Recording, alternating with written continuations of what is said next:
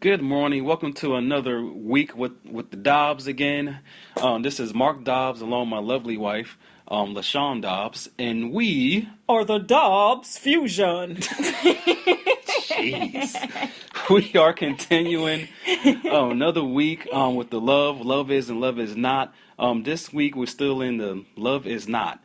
This is kind of a piggyback off of last week off of love is not jealous. The next part of that scripture is love does not brag and is not arrogant.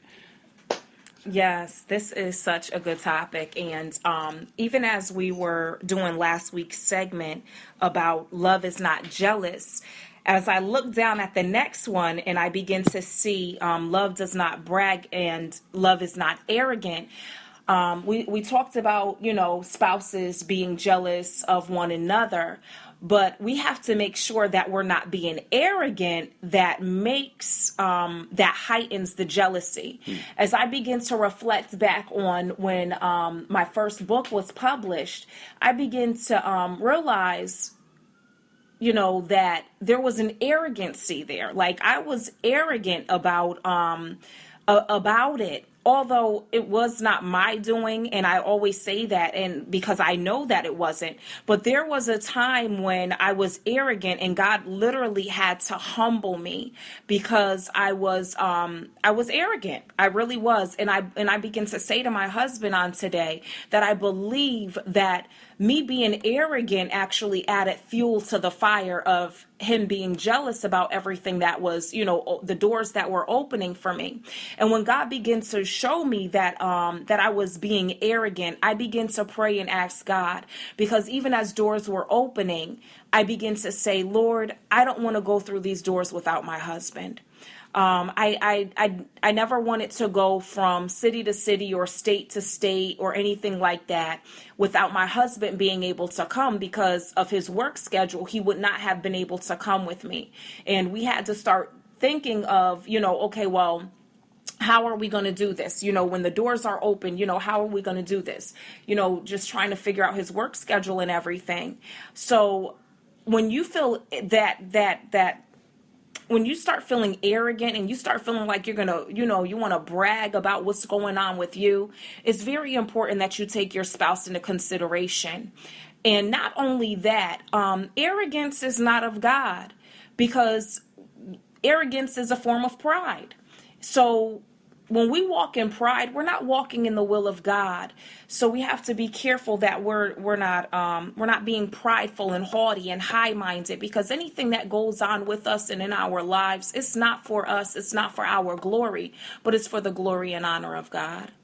Did you have something on today, sweetheart? Not a whole lot. And I forgot how the scripture go. What's it? How it go? Like where pride comes, there's a fall before pride. Yes, it's in Proverbs, and it speaks of, before. Something with pride. Yeah. Listen, I'll put it like this. I can't get it verbatim. When there's, pride, expect a fall to come.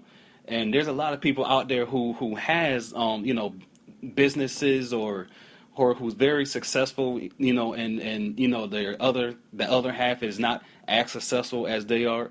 You have to understand, like, if you start to get prideful or haughty or stuff like that, a fall is going to come. But it's also that other spouse's responsibility to be there and not, to not be in their emotions.